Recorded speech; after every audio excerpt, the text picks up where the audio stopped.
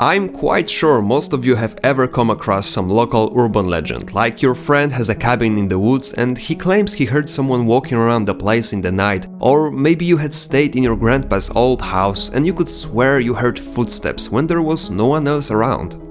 But what if I told you that the vast majority of those cases are caused by one of the architecture secrets, and the explanation has nothing to do with ghosts?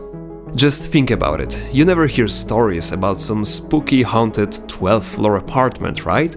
No, the ghosts only choose some old wooden house or cottage, never a flat in a concrete block. Well, it's not a coincidence. So many of those stories have a common thing. They heavily rely on the creepy sounds, the mysterious creaking.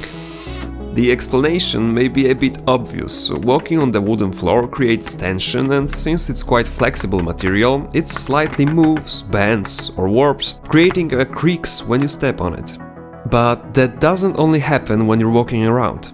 Actually, wood is so responsive to the surrounding conditions that the internal processes never stop. The temperature, air humidity, weather outside the house, it all causes wooden floor to move, shrink, swell or bend, creating a sudden creaks. Even more than that, when you walk around the house during the day, you create tension. Wood will not release it right away, it takes some time to do that.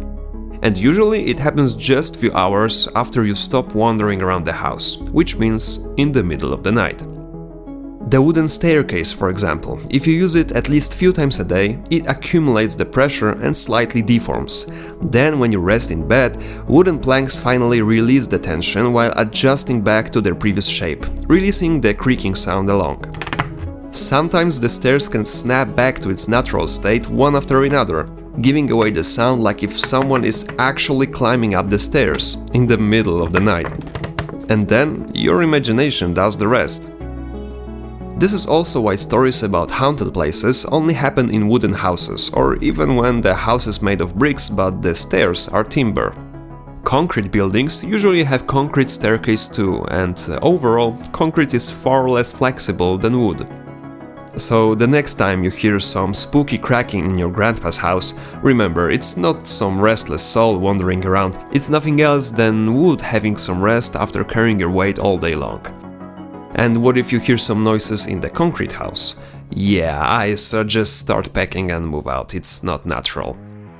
If you made it this far, consider subscribing, as this video is the first one of the new cycle of interesting architecture secrets. Cheers!